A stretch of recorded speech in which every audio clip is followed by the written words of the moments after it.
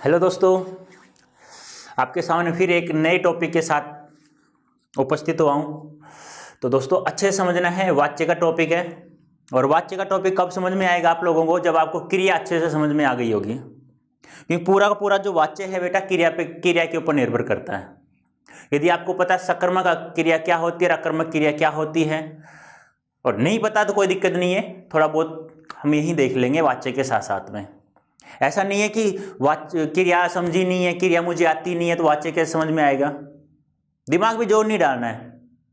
मैं पढ़ा रहा हूं तो आपको दिमाग पे जोर ही नहीं, क्रिया नहीं आती तो कोई दिक्कत नहीं है। ठीक है बेटा, तो हम वाच्य शुरू कर लेते हैं। वाच्य, देखो वाच्य को अंग्रेजी में कहते हैं वॉइस। अब आप कुछ समझ में आ गया। वाच्य बोलते समझ में नहीं आया होगा, लेकिन वॉइस बोलते ही कुछ दिमाग में, हाँ, वॉइस का अर्थ होता है बोलना। ठीक है, तो बोलना, वॉइस का अर्थ समझ में आ गया है। तो आपसे पूछा जाए कि वाच्य का शाब्दिक अर्थ होता क्या है, तो वाच्य का शाब्दिक अर्थ होता क्या है? बोलने का विषय, ये मान लो, बोलना ही मान लो आप, तो या पूरा लिख लो। यदि पूछ लिया जाए आपसे कि वाच्य का शाब्दिक अर्थ क्या होता है, क्या शाब्दिक अर्थ,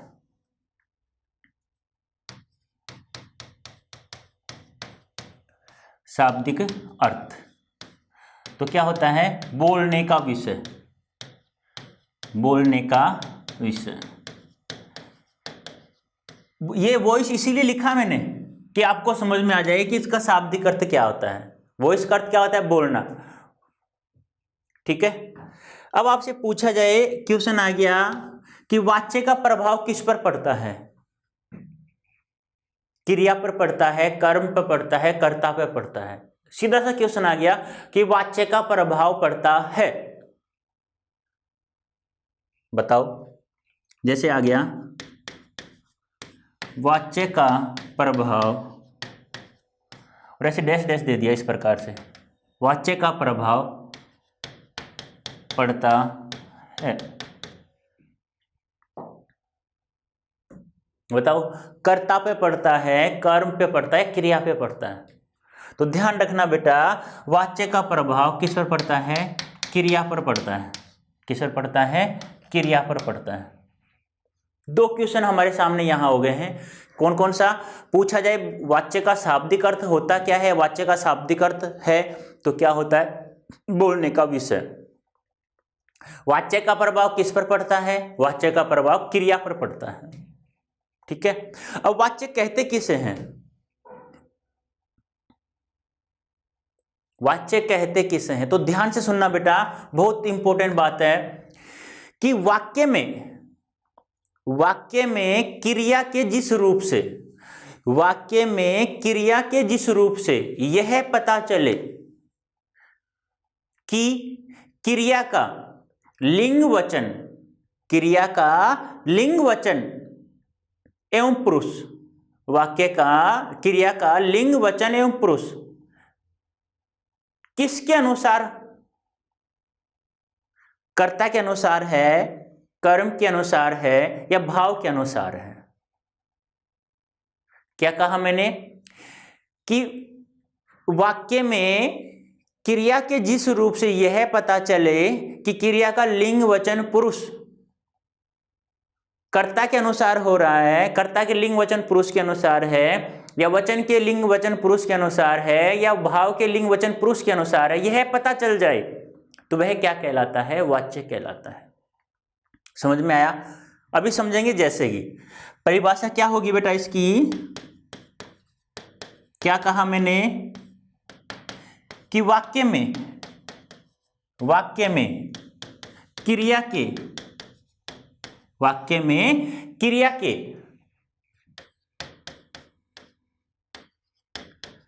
जिस रूप से, वाक्य में क्रिया के जिस रूप से यह पता चले कि, यह पता चले कि उसका, किसका?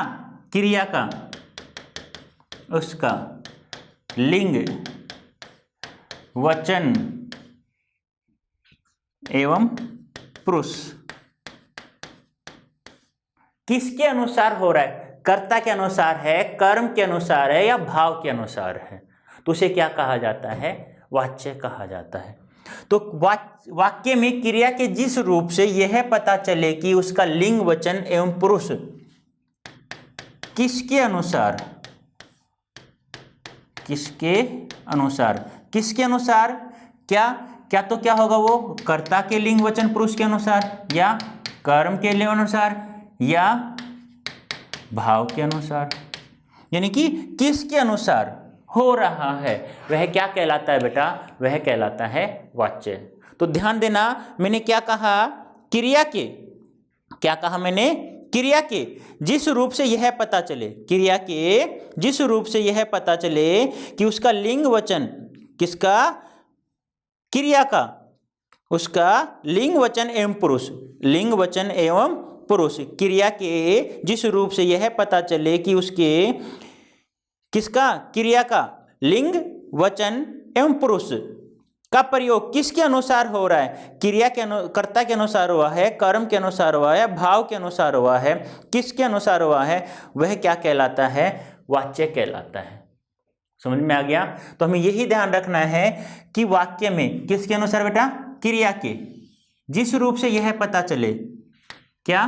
कि उसका, किसका? क्रिया का लिंग, वचन एवं पुरुष किसके अनुसार? कर्ता के अनुसार है, कर्म के अनुसार है, भाव के अनुसार है, तो उसे क्या कहता है? वह क्या कहलाता है बेटा? वह क्या कहलाता है? वाच्य कहलाता है। वह क्या कहलाता है? वाच्य कहलाता है। बस आपको तो ये ध्यान रखना है, क्रिया का देखना है, क्रिया का जो लिंग होगा, लिंग जानते हो ना, पुल्लिंग और स्त्रीलिंग। यदि क्रिया का रूप कैसा है, क्रिया का लिंग कैसा है? पुल्लिंग है, और कर्ता का भी पुल्लिंग है, कर्ता भी क्या है? पुल्लिंग है, और वचन उसका भी एक वचन है और कर्ता का भी एक वचन है। तो इस प्रकार से हमें क्या करना है? जोड़ना है। तो ये ध्यान रखना है हमें। ओह माय गॉड, वाक्य में क्रिया के जिस रूप से यह पता चले कि लिंग, वचन एवं पुरुष किसके अनुसार हो रहा है, तो वह क्या कहलाता है? वह वाच्य कहलाता है।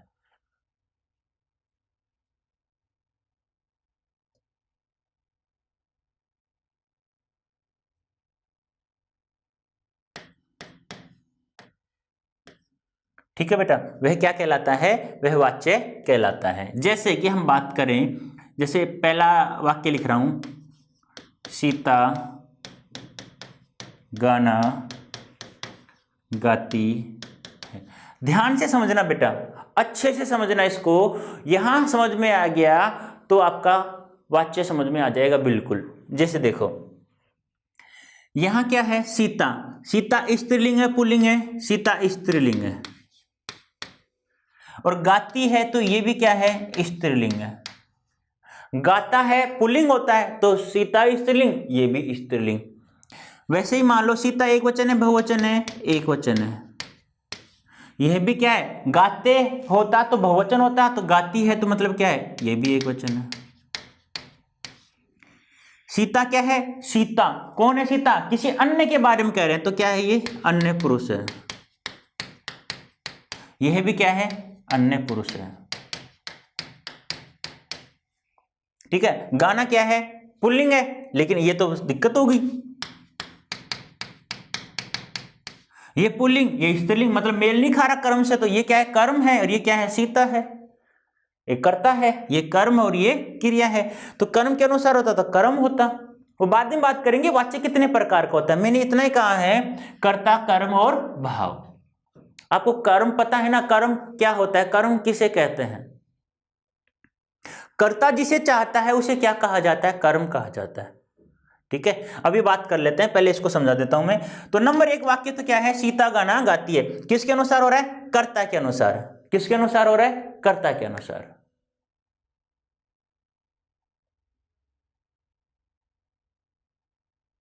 समझ में आ गया? नेक्स्ट दूसरा वाक्य देखो, जैसे सीता द्वारा गाना गाया जाता है। अब देखो बेटा, सीता द्वारा गाना गाया जाता है। अब सीता का तो बारे में पता आपको, स्त्रीलिंग है, एक वचन अन्य पुरुष है। लेकिन यहां आ जाओ, जाता है, ये क्या है? गाया जाता है, ये क्या है बेटा? पुल्लिंग है, पुल्लिंग है। लेकिन सीता क्या थी? स्त्रीलिंग थी। अब यहां आ जाओ, गाना, ये क्या है? ये पुल्लिंग है। क्या है? ये पुल्लिंग है।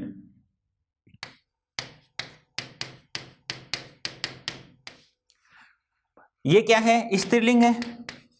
तो इसका मेल तो इससे नहीं आ रहा, क्रिया से। हमें वाक्य में यही पता करना है कि क्रिया का लिंग वचन पुरुष किसके अनुसार हो रहा है? कर्ता के अनुसार है, क्रिया के अनुसार है, या कर्ता के अनुसार है, कर्म के अनुसार है, या भाव के अनुसार है। बस क्रिया क्या है? पुल्लिंग है। और कर्म भी क्या है? पुल्लिंग है। गाना क्या है? एक वचन है, क्यों? गाने होता तब बहुवचन होता। गाया जाता है, जाता क्या है? एक वचन है। जाते होता तो क्या हो जाता? बहुवचन है। तो ये भी क्या है? एक वचन है। नेक्स्ट बात करें, गाना क्या है? अन्य पुरुष है। यह भी क्या है? अन्य पुरुष है। तो पहले वाक्य में तो क्रिया किसके अनुसार थी? कर्ता के अनुसार थी। तो इसमें तो किसके अनुसार है? क्रिया कर्ता के अनुसार है, कर्ता के अनुसार है क्रिया। ठीक है। इसमें किसके अनुसार है? इस वाक्य में किसके अनुसार है? तो इस वाक्य में क्रिया किसके अनुसार है? क्रिया कर्म के अनुसार है। किसके अनुसार है बेटा? कर्म के अनुसार है।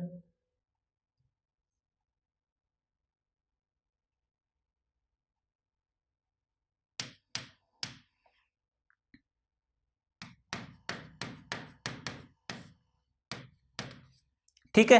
अब नंबर 3 वाक्य देखते हैं। नंबर 3 है, जैसे सीता से चला नहीं जाता। सीता से चला नहीं जाता। अब यहां देखो बेटा, यहां देखो, ये तो क्या है? स्त्रीलिंग है, और ये क्या है? पुल्लिंग है।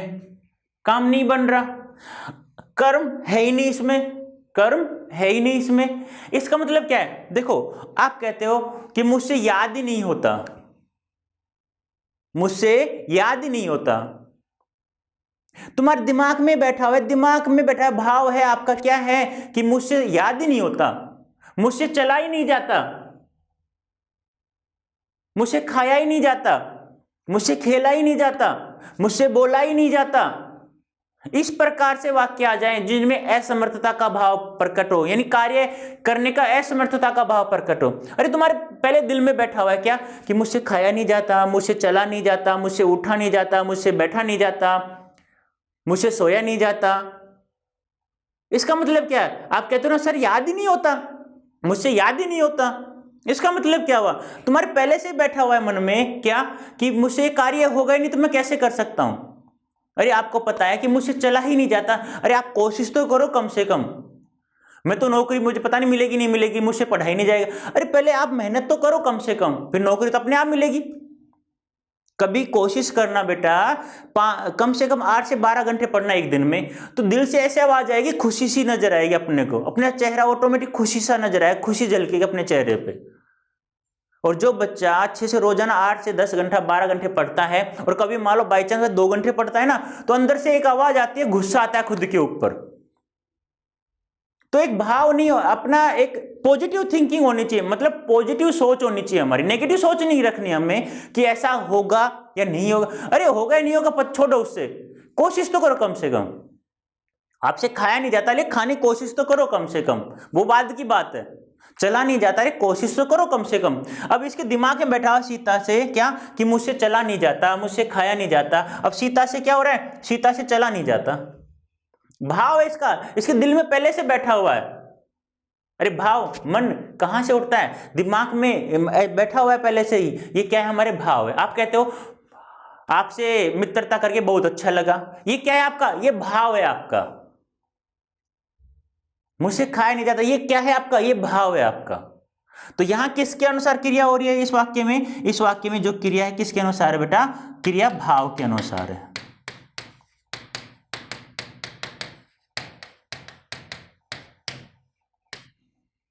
तो पहले वाक्य में क्रिया किसके अनुसार थी? पहले वाक्य में क्रिया किसके अनुसार थी बेटा? कर्ता के अनुसार। दूसरे वाक्य में कर्म के अनुसार। और तीसरे वाक्य में बेटा किसके अनुसार है? भाव के अनुसार है। तो इस प्रकार से वाच्य जो होता है बेटा वो 3 प्रकार का होता है। कितने प्रकार का होता है? 3 प्रकार का। क्यों? पहले तो किसके अनुसार हुई क्रिया? कर्ता के अनुसार हुई है, फिर कर्म के अनुसार, फिर भाव के अनुसार हुई है। तो इस प्रकार से जो वाच्य है हमारा बेटा वो वाच्य कितने प्रकार का होता है? 3 प्रकार का होता है वाच्य। वाच्य 3 प्रकार का होता है। या ऐसे भी लिख सकते हो इस प्रकार से वाच्य 3 प्रकार का होता है। कौन कौन सा? जो कर्ता के अनुसार क्रिया हुई थी उसे तो कहा जाता है कर्तृवाच्य। क्या कहा जाता है? कर्तृवाच्य, जिसे हम अंग्रेजी में बोलते हैं एक्टिव वॉइस। क्या बोलते हैं? एक्टिव वॉइस बोलते हैं बेटा। अब आपको थोड़ा, जिसको अंग्रेजी आती है वो थोड़ा सा समझ गया कि हाँ ये होता है, और कोई दिक्कत नहीं है। जिसको अंग्रेजी नहीं आए कभी सोचो कि मुझे समझ में नहीं आएगा, नहीं बेटा ऐसा कुछ भी नहीं है। जैसे ही 1 घंटे के अपने 1-2 घंटे की क्लास होगी ये, उसमें आपको ऑटोमेटिक पता चल जाएगा हाँ मुझे वाच्य समझ में आ गया, और आप सब कहोगे हाँ वाच्य समझ में आ गया, आप कभी भूलेंगे भी नहीं। ठीक है। और नंबर 2 होता है किसके अनुसार क्रिया हुई थी? कर्म के अनुसार। नंबर 2 होता है कर्मवाच्य, इसे बोलते हैं पैसिव वॉइस।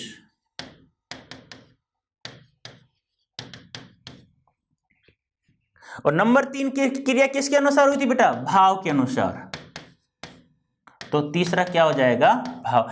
कर्ता के अनुसार क्रिया हो तो कर्तृवाच्य, कर्म के अनुसार हो तो कर्म के अनुसार, भाव के अनुसार क्रिया हो तो भाववाच्य, जिसे बोलते हैं इम्पर्सनल वॉइस।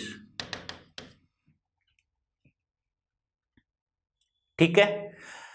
कर्ता के अनुसार क्रिया होती है तो कर्तृवाच्य, कर्म के अनुसार होती है तो कर्मवाच्य, और भाव के अनुसार हो तो भाववाच्य। बीच में पहले मैं इन तीनों को समझाने से पहले बेटा कर्म के बारे में बता देता हूं मैं आपको। नोट डाल के लिख लेना इसको अलग से कि कर्म होता क्या है। कर्म होता क्या है, क्योंकि एग्जाम में कैसे क्वेश्चन आते हैं वो भी बता दूंगा मैं यहाँ पे। तो कर्म क्या होता है? जैसे किसे कहते हैं कर्म बेटा? कर्म उसे कहते हैं कर्ता जिसे चाहता है। कर्ता जिसे चाहता है या सबसे ज्यादा चाहता है उसे क्या कहा जाता है? कर्म कहा जाता है। तो कर्म कितने प्रकार का होता है? 2 प्रकार का होता है।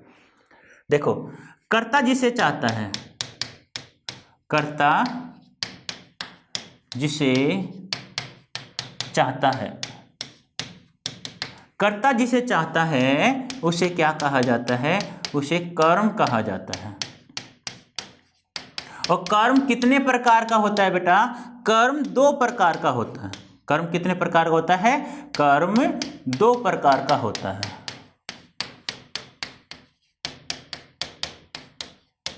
कौन कौन से होते हैं बेटा वो दोनों? नंबर 1 तो होता है मुख्य कर्म, और नंबर 2 होता है बेटा गौण कर्म। जैसे मैं एक वाक्य दे रहा हूं आपको, जैसे राम ने सीता को फूल दिया। हाँ, आप भी किसी को देते होंगे फूल तो, लेकिन कब देना है? वो नौकरी के बाद देना है। पहले दोगे तो अच्छा नहीं लगेगा तुम्हें भी और सामने वाले को भी। फूल तो देना ही हमें एक दिन तो। अरे किसी और को नहीं तो अपनी जो भी पत्नी आएगी आप लोगों की नौकरी लगने के बाद में, तो पहले लाओगे तो बेटा पछताओगे, तो बाद में लाओगे तो कुछ अच्छा भी लगेगा, और हाँ फूल देने में भी आपको थोड़ा मजा सा आएगा। तो वो ध्यान रखना, नौकरी के बाद में ही शादी करनी है, वरना करनी नहीं है। ध्यान रखना, नौकरी कब लगेगी? जब हम अच्छे से पढ़ेंगे। कर्म करते रहो, नौकरी अपने आप लग जाएगी आप लोगों की। ठीक है। जैसे राम ने सीता को फूल दिया। अब देखो यहाँ कर्म कितने हैं बेटा? यहाँ कर्म 2 हैं, 1 और 2 कर्म है यहाँ। अब मुझे बताओ इसमें से कर्म मैंने 2 प्रकार के बताए, मुख्य कर्म और गौण कर्म। अब मुझे यहां बताओ आप लोग कि मुख्य कर्म तो कौन सा है, गौण कर्म कौन सा है?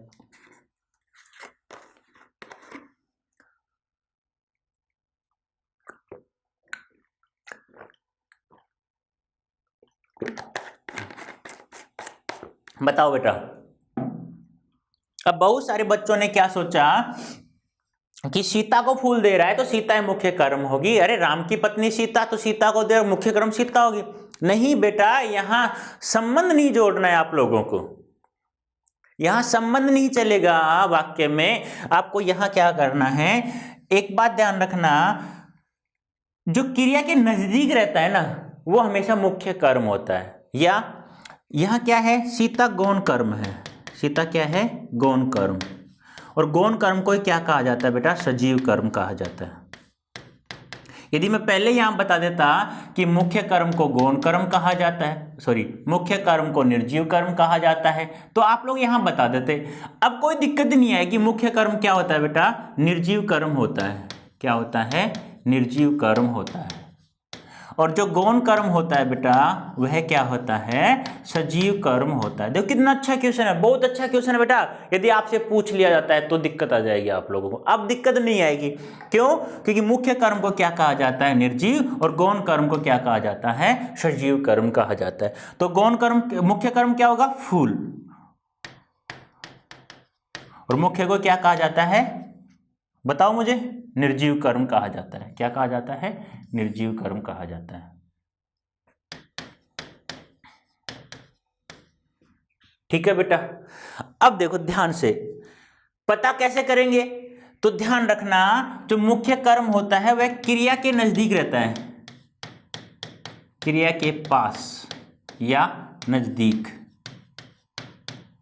रहता है।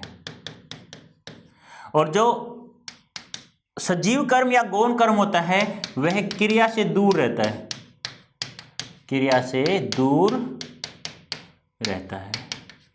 अब कोई दिक्कत है क्या, तो ध्यान रखना, कर्ता जिसे चाहता है उसे कर्म कहा जाता है। और कर्म बेटा दो प्रकार का होता है, सजीव कर्म और निर्जीव कर्म। निर्जीव कर्म को क्या कहा जाता है, मुख्य कर्म कहा जाता है, जो क्रिया के नजदीक रहता है, क्रिया के पास में रहता है। और सजीव कर्म को गौण कर्म कहा जाता है, जो क्रिया से दूर रहता है। ठीक है, जो दूरी बनाए रखता है। चलो एक वाक्य और दे देता हूं। राजा ने भिखारी को धन दिया। यहां गौण कर्म कौन सा है और वो मुख्य कर्म कौन सा है, तो मैंने बताया मुख्य कर्म सदैव सदैव क्या होता है बेटा, निर्जीव कर्म होता है। निर्जीव भिखारी या धन है, धन है, तो ये तो क्या है, मुख्य कर्म, जो क्रिया के पास में। और ये क्या है बेटा, गौण कर्म। जैसे सीता ने गाय को चारा खिलाया, सीता ने गाय को चारा खिलाया। अब यहां क्या है, निर्जीव, ये है, तो ये क्या है, मुख्य कर्म है हमारा। और ये क्या है, गाय, अब गौण कर्म है, जिसे हम सजीव कर्म कह सकते हैं। ठीक है बेटा, ये तो हो गया कर्म के बारे में। तो हम लोग क्या पढ़ रहे थे बेटा, वाच्य पढ़ रहे थे। क्या पढ़ रहे थे, वाच्य। तो वाच्य कितने प्रकार का होता है, दो प्रकार, तीन प्रकार का। कौन कौन सा, नंबर एक कर्तृ, नंबर दो भाव, कर्म, नंबर तीन भाववाच्य। ठीक है, तो नंबर एक क्या होता है बेटा हमारा, कर्तृवाच्य। नंबर दो क्या होता है, कर्मवाच्य। और नंबर तीन क्या होता है बेटा हमारा, भाववाच्य। अच्छे समझना अब यहां समझ में आ गया तो पूरा जो ये वाच्य है वो समझ में आ जाएगा। नंबर एक है हमारा कर्तृवाच्य। इसमें क्या होता है बेटा, इसमें कर्ता की प्रधानता होती है। किसकी प्रधानता होती है, कर्ता की प्रधानता होती है। इसमें किसकी प्रधानता होगी, कर्म की प्रधानता होगी। और इसमें किसकी प्रधानता होती है बेटा, भाव की प्रधानता होती है। कोई दिक्कत है क्या यहां तक, कोई दिक्कत नहीं है। क्रिया कर्ता के अनुसार हो तो कर्तृवाच्य, क्रिया कर्म के अनुसार हो तो कर्मवाच्य, क्रिया भाव के अनुसार हो तो भाववाच्य।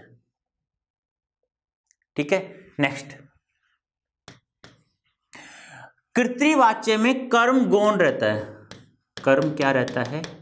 गौण रहता है। अब जरूरी है क्या कि वाक्य में कर्म हो? लड़का रोता है, इसमें कर्म है नहीं। लड़का खाता है, कर्म है नहीं। सीता खेलती है, कर्म है नहीं। तो ध्यान रखना,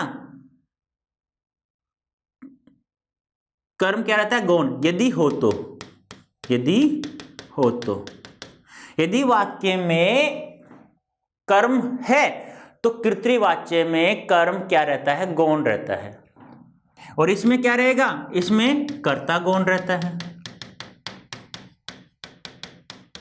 ये मैं इसलिए लिख रहा हूं तो पूछा जाता है निम्नलिखित में से, या ऐसे दे देगा वाक्य के बारे में निम्नलिखित में से कौन सा कथन गलत है, कौन सा कथन असत्य है। तब ये काम चीजें आएंगी कि कर्मवाच्य में कर्ता गौण रहता है, कृत्रिवाच्य में कर्म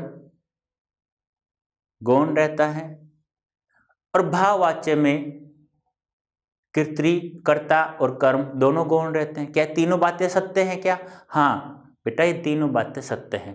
कृत्रिवाच्य में कर्म गौण रहेगा यदि होगा तो, और कर्मवाच्य में कर्ता गौण रहता है, और भाववाच्य में कर्म और कर्ता दोनों क्या रहते हैं? गौण रहते हैं।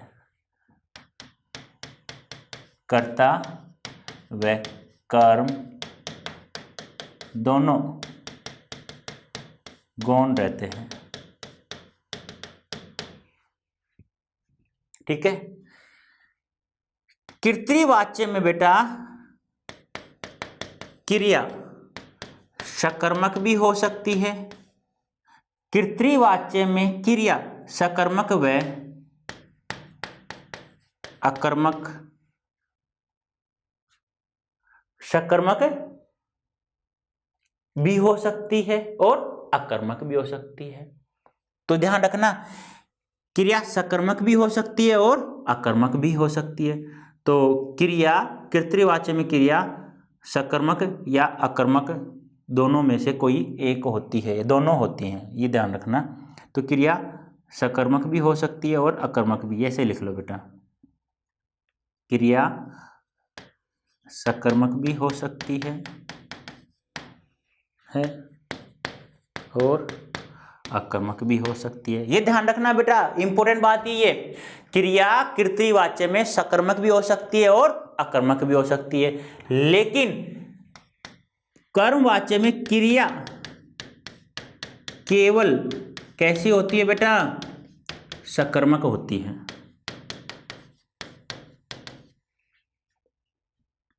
और भाववाच्य में क्रिया कैसी होती है बेटा? क्रिया कैसी होती है? अकर्मक होती है। देखो, कृत्रिवाच्य में क्रिया अकर्मक सकर्मक दोनों कोई सी भी हो सकती है, और कर्मवाच्य में क्रिया केवल सकर्मक होगी, सदैव सदैव, और भाववाच्य में तो अकर्मक होगी और कर्म में सकर्मक होगी। ये ध्यान रखना बेटा, इसमें तो केवल सकर्मक होगी, इसमें केवल अकर्मक होगी, इसमें अकर्मक और सकर्मक दोनों में से कोई सी भी हो सकती है। ठीक है, नेक्स्ट देखो, कृत्रिवाच्य में क्रिया का लिंग वचन पुरुष, क्रिया का लिंग वचन पुरुष किसके अनुसार होता है? कर्ता के अनुसार होता है। क्या कहा मैंने?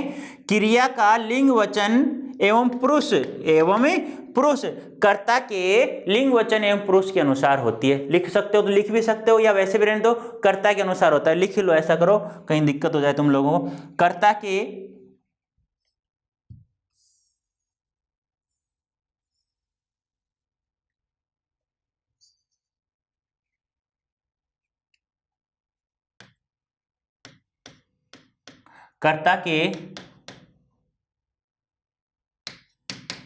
लिंग वचन एवं पुरुष के अनुसार होती है।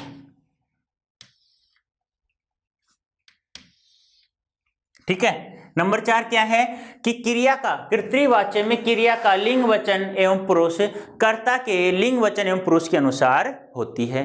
ठीक है, और इसमें किसके अनुसार होगी बेटा, सॉरी 4 नंबर, इसमें किसके अनुसार होगी, इसमें क्रिया का लिंग वचन एवं पुरुष कर्म के लिंग वचन एवं पुरुष के अनुसार होती है। और इसमें क्रिया क्या होगी बेटा, इसमें क्रिया सदैव, ये ध्यान रखना बेटा, इंपॉर्टेंट बात यही है, सदैव। भाववाच्य में क्रिया सदैव कैसी होती है बेटा, पुल्लिंग, एक वचन एवं अन्य पुरुष में होती है, अन्य पुरुष में होती है। ये ध्यान रखना है बेटा आप लोगों को। क्या क्या, एक बार वापस देख लो। वाच्य कितने प्रकार का होता है, वाच्य होता है बेटा हमारा 3 प्रकार का। वाच्य कितने प्रकार का, 3 प्रकार का। कैसे कि क्रिया का लिंग वचन पुरुष कर्ता के अनुसार हो तो कर्तृवाच्य, कर्म के अनुसार हो तो कर्मवाच्य, भाव के अनुसार हो तो भाववाच्य। यहां तक समझ में आ गया। तो अब वाच्य कितने प्रकार का हो, 3 प्रकार का। नंबर 1 कर्तृवाच्य, नंबर 1 कर्तृवाच्य, नंबर 2 कर्मवाच्य और नंबर 3 भाववाच्य। ठीक है, कर्तृवाच्य में कर्ता की प्रधानता होती है, देख लो यहां पे, कर्तृवाच्य में कर्ता की प्रधानता होती है, कर्मवाच्य में कर्म की प्रधानता होती है और भाववाच्य में भाव की प्रधानता होती है। ठीक है, कर्तृवाच्य में कर्म क्या रहता है, गौण रहता है कर्म, यदि हो तो, जरूरी नहीं है कर्म हो वाक्य में। और कर्मवाच्य में कर्ता क्या रहता है, गौण रहता है। और भाववाच्य में कर्ता भी गौण रहता है और कर्म भी गौण रहता है। ध्यान रखना है आपको, इंपॉर्टेंट, यही इंपॉर्टेंट है बेटा, ध्यान रखना है। जो मैंने 3 डिफरेंस किए ना, यदि आपसे पूछा जाए निम्नलिखित में से वाच्य के बारे में कौन सा कथन सही नहीं है, तो यहां से आपका क्वेश्चन बाहर नहीं जाएगा, आप सही करोगे, 100% है। ठीक है, और हाँ, वाच्य जैसे ही कंप्लीट हो जाएगा तो वाच्य का कोई भी क्वेश्चन आप गलत कर ही नहीं सकते, बस थोड़ा सा आपको समझना है। ठीक है, नंबर 3 इसमें कर्म गौण रहेगा। नंबर 3 क्या है, कर्तृवाच्य में क्रिया सकर्मक भी हो सकती है और अकर्मक भी हो सकती है, लेकिन कर्मवाच्य में क्रिया केवल क्या होती है बेटा, सकर्मक होती है, अकर्मक नहीं होती। अभी समझा दूंगा मैं आपको सकर्मक और अकर्मक क्या होता है, जिसको नहीं पता, जिन्होंने नहीं पढ़ा हो अच्छे से। और इसमें क्रिया सदैव कैसी होती है बेटा, अकर्मक होती है। अब देखो इंपॉर्टेंट बात, कर्तृवाच्य में क्रिया का लिंग वचन पुरुष किसके अनुसार होता है, कर्ता के लिंग वचन एवं पुरुष के अनुसार होता है। इसमें क्रिया का लिंग वचन पुरुष कर्म के लिंग वचन पुरुष के अनुसार होता है। और भाववाच्य में क्रिया सदैव, ये ध्यान रखना है बेटा, क्रिया सदैव कैसी होती है, पुल्लिंग होती है, वह क्रिया एक वचन में होगी, वह कैसे होगी, अन्य पुरुष में होगी। ये इंपॉर्टेंट बात है। एक बार इसको बाद में बताऊंगा बेटा, सकर्मक अकर्मक तो क्या होगी, पहले आप ये समझ लो वरना ये भूल जाओगे आप लोग। ठीक है, जैसे मान लो उदाहरण देख लेते हैं हम, आप लोगों को बताना है, मैं नहीं बताऊंगा अब आप लोगों को, कि आप लोगों को बताना है। जैसे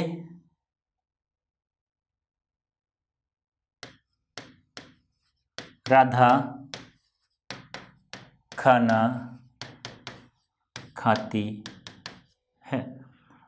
देखो कुछ नहीं करना, एक तो आपको क्या बताना है, लिंग बताना है, एक आपको क्या बताना है, वचन बताना है, एक आपको क्या बताना है, पुरुष बताना है, बस लिंग दो प्रकार का, स्त्रीलिंग और पुल्लिंग। दिखाई दे रहा है ना बेटा, स्त्रीलिंग और पुल्लिंग, ठीक है। और एक वचन होता है, वचन भी दो प्रकार का होता है, एक वचन और बहुवचन। और पुरुष कितने प्रकार का? तीन प्रकार का, प्रथम पुरुष, मध्यम पुरुष और अन्य पुरुष, ठीक है। तो बस ये चीजें बतानी। अब मुझे बताओ, राधा स्त्रीलिंग है पुल्लिंग है? स्त्रीलिंग है।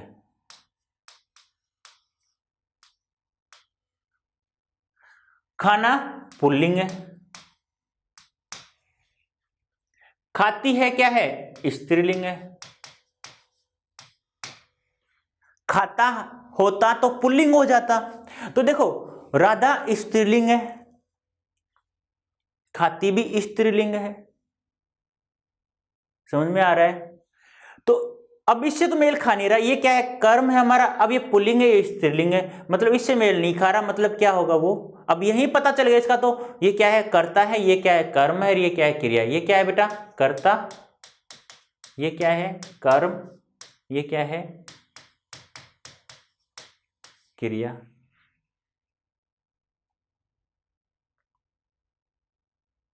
ठीक है। अब देखो आगे, देखो वचन में देखो, राधा एक वचन है बहुवचन है? एक वचन है। खाती है भी तो क्या है? एक वचन है। क्यों? खाते होता तो बहुवचन हो जाता, तो मेल नहीं खाता, लेकिन मेल खा रहा है ये दोनों अभी। राधा क्या है? राधा खाना खाती है। किसके बारे में कह रहे हैं? किसी अन्य के बारे में कह रहे हैं। तो क्या है? पुरुष, अन्य पुरुष है। और ये भी क्या है? अन्य पुरुष है। तो किससे मेल खा गया? कर्ता से मेल खा गई क्रिया। क्रिया स्त्रीलिंग, कर्ता भी स्त्रीलिंग। क्रिया एक वचन, कर्ता भी एक वचन। क्रिया अन्य पुरुष, और ये भी अन्य पुरुष। समझ में आ गया? तो किससे मेल खा गई? तो कौन सा वाच्य हो गया ये वाक्य? ये वाच्य क्या हो गया? कर्तृवाच्य हो गया। अब बताओ मुझे, इस वाक्य में सकर्मक क्रिया या अकर्मक क्रिया है?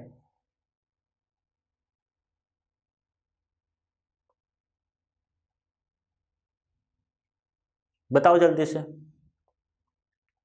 सीता खाना खाती है।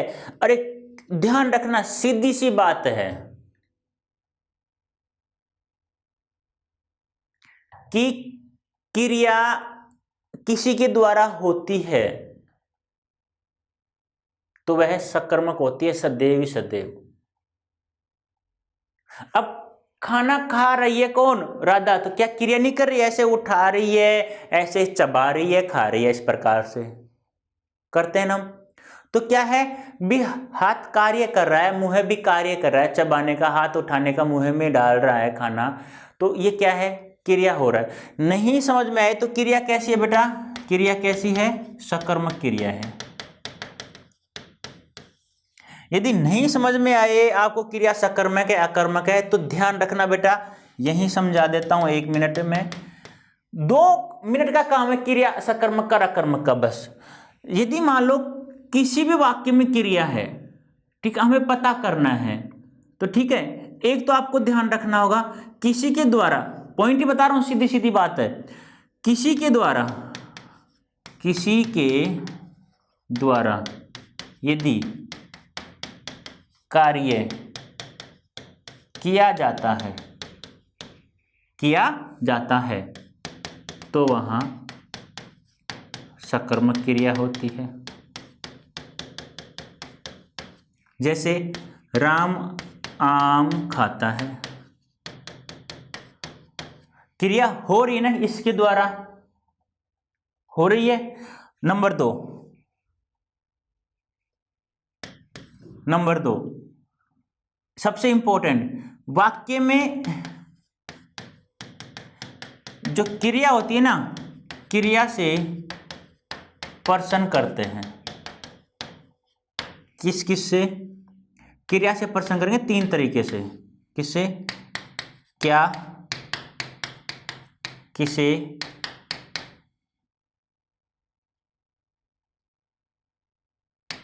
किसको। इन तीनों से प्रश्न करेंगे, क्या, किसे, किसको। यदि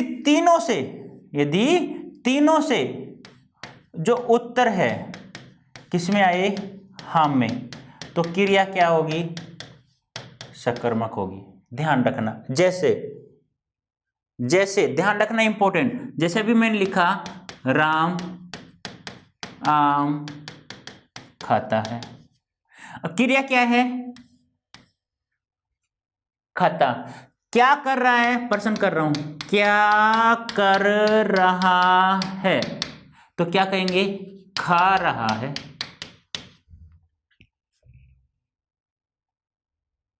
क्या खा रहा है, क्या खा रहा है, आम। किसे खा रहा है, तो किसे खा रहा है, आम को खा रहा है। किसको खा रहा है, तो आम को खा रहा है। तीनों से उत्तर हमें मिले तो ही सकर्मक होगी, तो ध्यान रखना सकर्मक। और यदि किसी एक से भी उत्तर न मिले तो वहां क्या होगी बेटा, वहां क्या होगी, अकर्मक क्रिया होगी। समझ में आ गया। मैंने क्या कहा, क्रिया से तीन चीजों से प्रश्न करते हैं, क्या, किसे, किसको। तीनों से उत्तर मिलता है तो सकर्मक, तीनों में से किसी एक से भी उत्तर ना में मिले या नहीं मिलता तो वहां अकर्मक। ठीक है, जैसे जैसे पक्षी आकाश में उड़ रहे हैं, प्रश्न करते हैं, क्रिया ये क्या कर रहे हैं, क्या कर रहे हैं, क्या कर रहे हैं, उड़ रहे हैं। प्रश्न आ गया, क्या कर रहे हैं, उड़ रहे हैं। ठीक है, एक से उत्तर मिल गया। किसे उड़ रहे हैं, किसे उड़ रहे हैं, आंसर है क्या, नहीं है, जबरदस्ती में करना, आकाश से। किसे उड़ रहे हैं, किसको उड़ रहे हैं, किसको उड़ रहे हैं। मिल रहा है क्या उत्तर, नहीं मिल रहा, तो मैंने यही कहा है बेटा, तीनों से उत्तर मिलता है तो सकर्मक, तीनों से उत्तर नहीं मिलता है तो अकर्मक।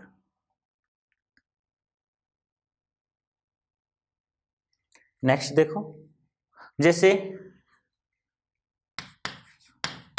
सीमा रो रही है, पसंद कर लो, क्या कर रही है, रो रही है। क्या कर रही है, रो रही है। किसे रो रही है,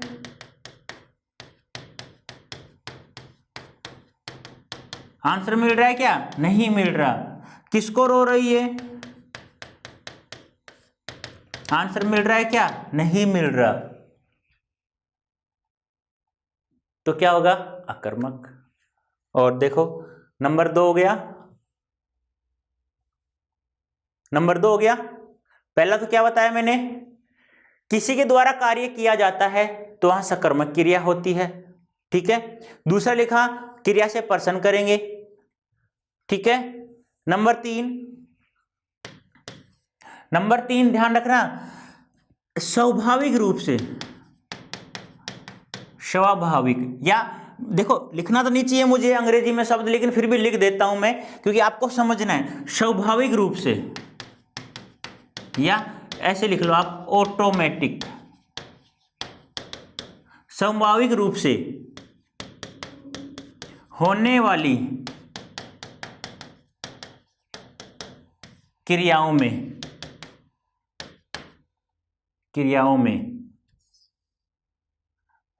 अकर्मक क्रिया होती है। ये ध्यान रखना बेटा, स्वाभाविक रूप से होने वाली क्रियाओं में अकर्मक क्रिया होती है, अकर्मक क्रिया होती है। स्वाभाविक कैसे, स्वाभाविक कैसे, जैसे मैंने कहा रोना, स्वाभाविक है क्या? आप कहोगे नहीं, अरे स्वाभाविक है, मैं कह रहा हूं रो के दिखाओ, तुम कहते हो और मतलब कैसे भी रोते हो कि आपकी स्टाइल अलग है। और एक रोना ऑटोमेटिक है, फोन आ गया, हेलो हाँ क्या, आपकी दादी जी का देहांत हो गया। तो ऑटोमेटिक क्या होते हैं, यदि आपको प्रेम था दादी जी से, दादी जी आपको रोजाना डांटती थी, फटकारती, तो आप कहोगे अच्छा हुआ, कोई दिक्कत नहीं दादी जी, क्यों? क्योंकि 100 150 100 125 साल की होगी, चलो ठीक है कोई दिक्कत नहीं है।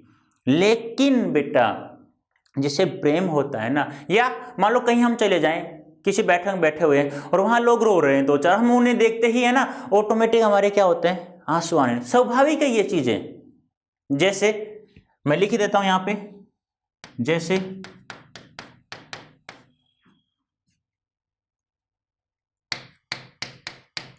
रोना, उठना, बैठना, तैरना, अकड़ना, झगड़ना, उदय होना, अस्त होना, सपन देखना, सपन देखना, अकड़ना, आगे अकड़ना,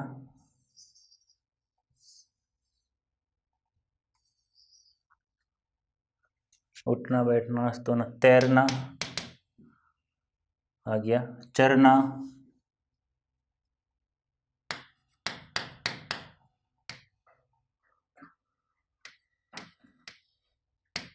ठीक है, झगड़ना आदि। अब आप समझ गए होंगे अच्छे से, ठीक है। ये इसलिए बता रहा हूं क्योंकि आपको नहीं पता वाकर्मक सकर्मक क्या है, तो आप नहीं बता सकते वाच्य में क्या है, क्योंकि काफी बार क्या होता है सीधे सीधे वाक्य आकर्मक देता है, फिर कहता है ये तो कर्तृवाच्य या कर्मवाच्य है। अरे कर्म में तो अकर्मक हो ही नहीं सकती, सकर्मक होती है सदैव सदैव, तो ये आपको ध्यान में रखना है, ठीक है। तो ये आपका क्या हो गया बेटा, अकर्मक और सकर्मक होगी। जैसे मैं कोई वाक्य लिखूं, जैसे इंपॉर्टेंट बात ये ध्यान रखना, जैसे लड़ना अकर्मक है सकर्मक है? आप क्या करते हो, तुरंत लड़ने लग जाते हो, ठीक है। अब मैं यदि बोलूं लड़ाना, ये क्या है, ये सकर्मक क्रिया है। जैसे उठना, उठाना, सोना, सुलाना, रोना, रुलाना। आप समझ में आ गया होगा आप लोगों को, कोई दिक्कत नहीं होगी, कोई दिक्कत है क्या? तैरना, तैराना, कोई दिक्कत है क्या? कर सकते हो आराम से। तो अब आपको मुझे बताना है, अब चलते हैं वाक्य की तरफ, ठीक है। तो जैसे वाक्य आ गया,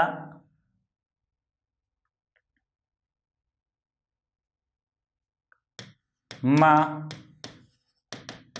खाना पका रही है।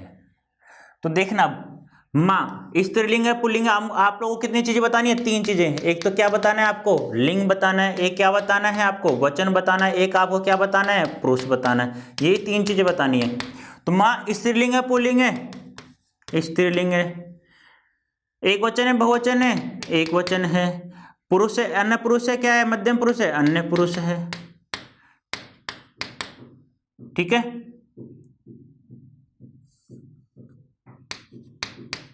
अन्य पुरुष है।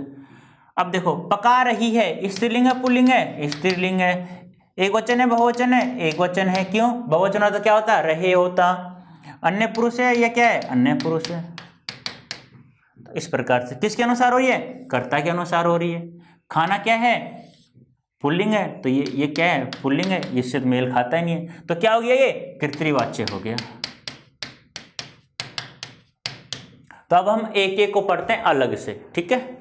तो नंबर 1 क्या है हमारा, कर्तृवाच्य। नंबर 1 क्या है, अब तो समझ में आ गया होगा शायद आप लोगों को, कर्तृवाच्य।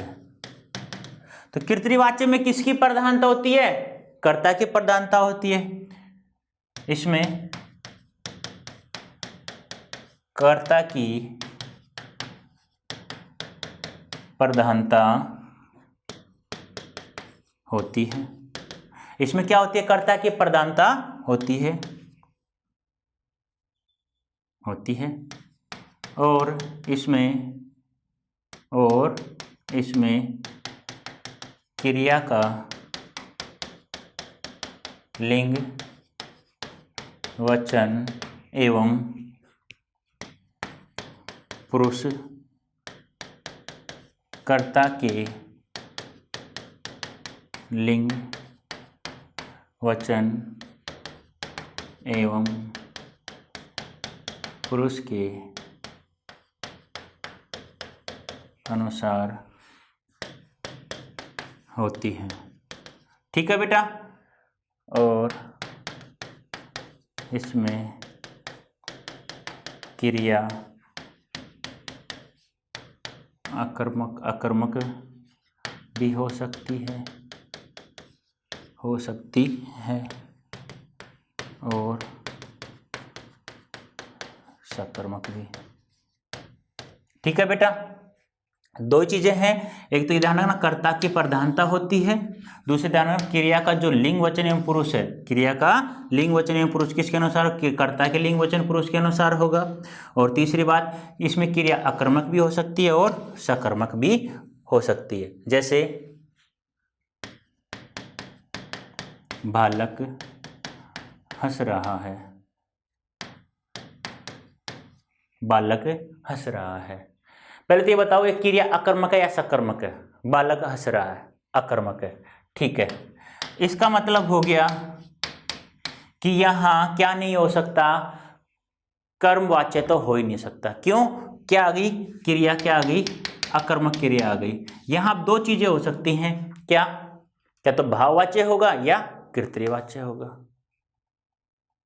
अब असमर्थता का बोध जहां प्रकट हो, निषेधात्मकता का बोध जहां नहीं आ जाए, जहां कार्य करने की असमर्थता हो, निषेधात्मकता हो या जहां नहीं आ जाए, तो वहां क्या होगा बेटा? वहां हमारा भाववाच्य होगा। ठीक है। तो बालक हंस रहा है। अब देखो बालक क्या है, आपको कितनी चीजें बतानी है यहाँ पे? तीन चीजें। एक तो लिंग बतानी है, एक आपको वचन बताना है और एक आपको क्या बताना है? पुरुष बताना है। ये तीन चीजें बतानी है। तो आप मुझे बताओ, बालक स्त्रीलिंग है पुल्लिंग है? पुल्लिंग है।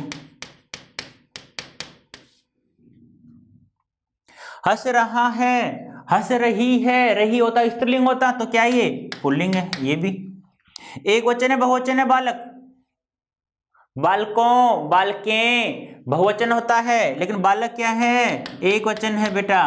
हंस रहा है तो बहुवचन क्या होगा? हंस रहे हैं, तो ये क्या है? ये भी एक वचन है।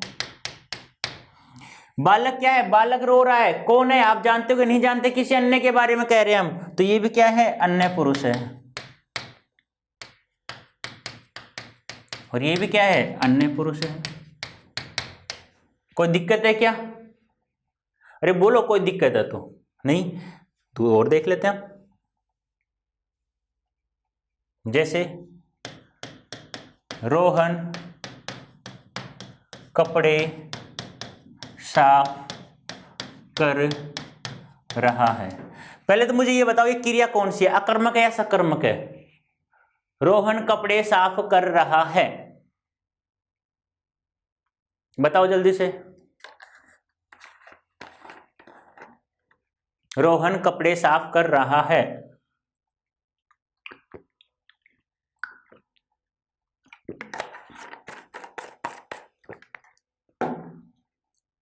देखो किसी के द्वारा कार्य हो रहा है ना, तो क्या ये सकर्मक है? या नहीं पता तो आपको मैंने बताया था ना, क्या किसे किसको से प्रश्न कर लो। क्या कर रहा है?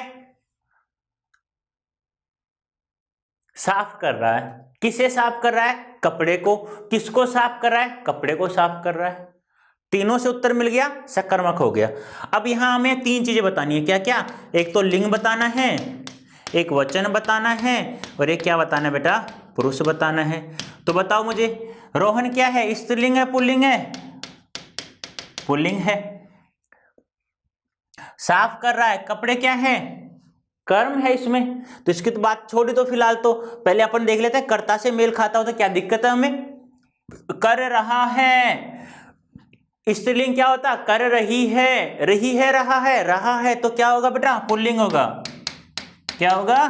पुल्लिंग। कोई दिक्कत है क्या इसमें? अरे स्त्रीलिंग पुल्लिंग में तो कोई दिक्कत नहीं होनी चाहिए ना। अब आगे देखो, वचन क्या है? रोहन एक वचन है, बहुवचन है? एक वचन है। क्या है? एक वचन है। अब कर रहा है, बहुवचन क्या होगा? कर रहा है, कर रहे हैं। अब रहे हैं या रहा है? यहां पे रहा है, तो क्या होगा बेटा? एक वचन होगा। कोई दिक्कत है? नहीं है। नेक्स्ट देखो, पुरुष। रोहन रो रहा है, मतलब इसका मतलब क्या है? किसी अन्य के बारे में कह रहे हैं, तो क्या है ये? अन्य पुरुष। और ये भी क्या है बेटा? अन्य पुरुष है। कोई दिक्कत है क्या? कोई दिक्कत है नहीं है, हो जाएगा। कोई दिक्कत है नहीं है। नेक्स्ट, नोट डाल के ध्यान रखना, यदि किसी भी वाक्य में कर्ता के साथ कर्ता कारक चिन्ह ने जुड़ा हुआ है तो उस वाक्य में क्रिया का लिंग वचन पुरुष कर्ता के अनुसार न होकर कर्म के अनुसार होता है, लेकिन वहां कर्तृवाच्य ही होता है। नहीं समझ में आया? कोई दिक्कत नहीं है। कर्ता के साथ ने जुड़ जाए, राम ने, सोहन ने, रुचि ने, सीता ने, मीना ने, कुछ भी आ जाए, राधेश्याम ने, सीताराम ने आते ही हमको एक ही करना है, कर्तृवाच्य।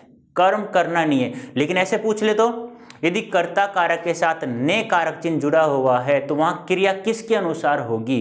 क्रिया का लिंग वचन पुरुष किसके अनुसार होगा? तो वहां हमको बेटा कर्तृवाच्य नहीं करना है। क्रिया का लिंग वचन पुरुष केवल कर्म के अनुसार होगा, यह ध्यान रखना। ठीक है, तो लिख लो इसको। यदि वाक्य में कर्ता के साथ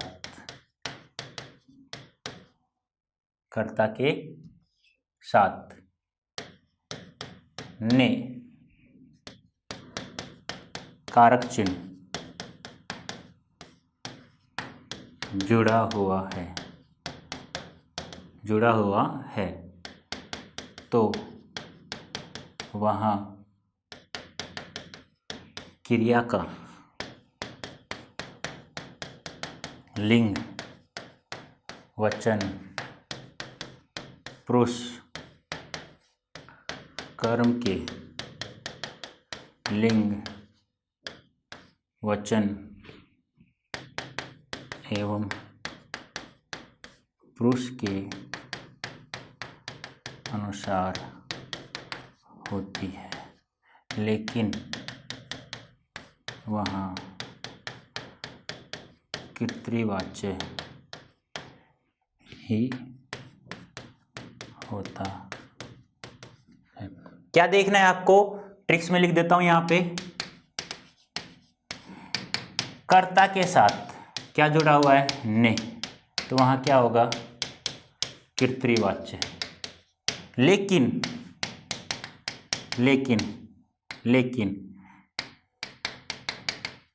क्रिया का लिंग वचन पुरुष, ये चीजें ना, ये चीजें क्रिया का लिंग वचन पुरुष किसके अनुसार होगा बेटा? कर्म के लिंग वचन पुरुष के अनुसार होता है। बस ये ध्यान रखना है आप लोगों को, और कुछ नहीं करना हमें। जैसे रुचि ने हाथी की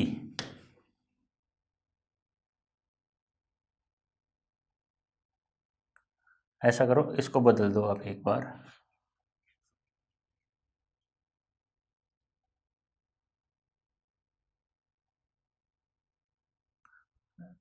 ये बाद में समझाऊंगा बेटा एक बार, क्यों ये थोड़ा सा अटपटा लगेगा तुम्हें। पहले एक बार वैसे ले लेते हैं। माँ ने चावल पकाया। माँ ने चावल पकाया। अब देखो यहां माँ क्या है, आपको बताना क्या है? तीन चीजें। एक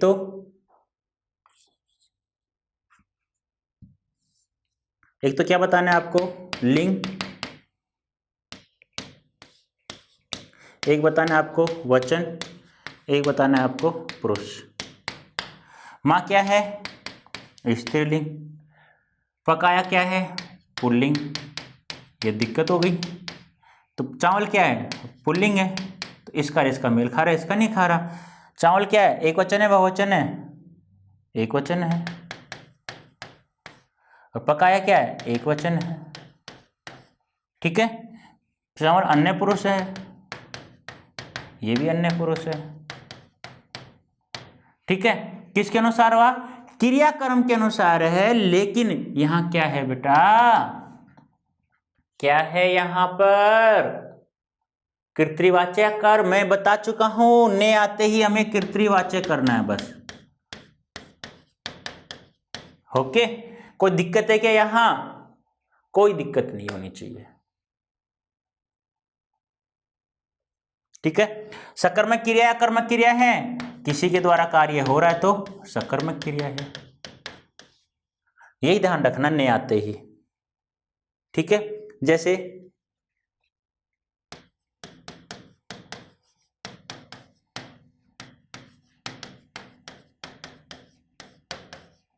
पहली बात तो ने आ गया तो हम कर्तृवाचक कर देंगे। अब यहां देखो, ये क्या है? स्त्रीलिंग है। लेकिन यहां देखो सवारी, ये क्या है? पुल्लिंग। हाथी भी क्या है? पुल्लिंग। एक वचन है बहुवचन है? एक वचन। और यह भी क्या है? एक वचन। ठीक है। और यह भी क्या है? अन्य पुरुष। और यह भी क्या है? अन्य पुरुष। ठीक है। और देख लो, जैसे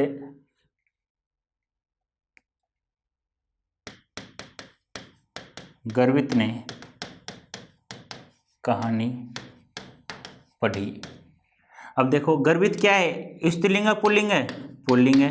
कहानी क्या है? स्त्रीलिंग है। पढ़ी भी क्या है? स्त्रीलिंग है। कोई दिक्कत है क्या?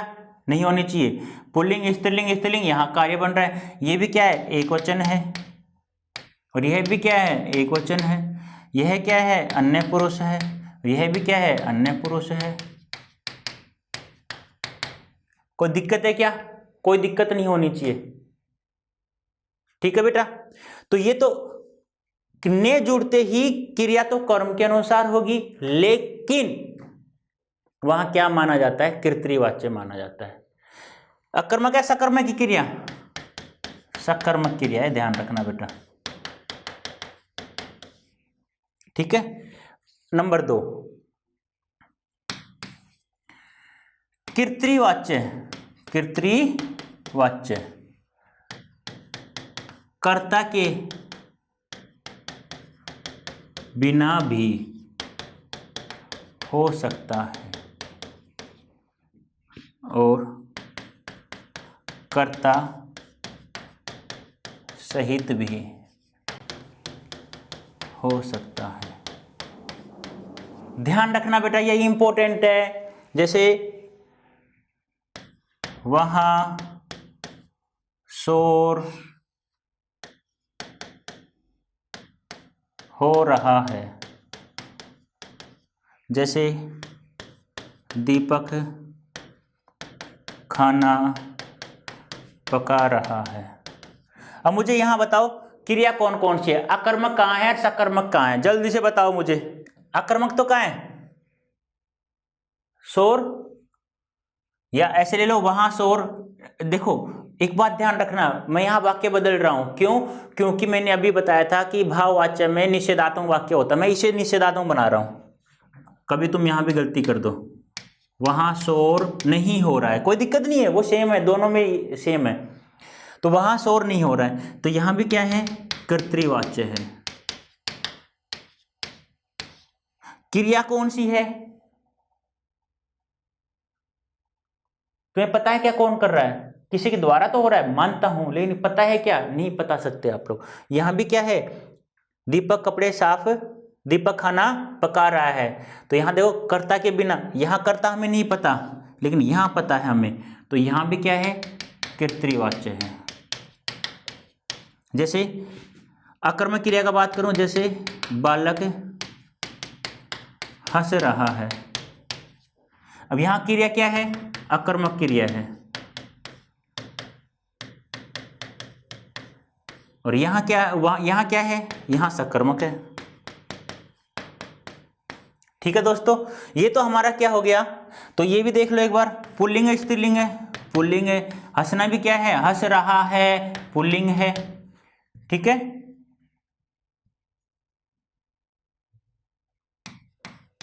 पुल्लिंग है। एक वचन है बहुवचन है, एक वचन है, यह भी एक वचन है। अन्य पुरुष है यह भी, और यह भी क्या है, अन्य पुरुष है। ठीक है दोस्तों, इसे देखना बार बार। ये हमारा पहला एक भेद हो गया कर्तृवाच्य का। ठीक है, कर्मवाच्य और भाववाच्य नेक्स्ट वीडियो में पढ़ेंगे दोस्तों।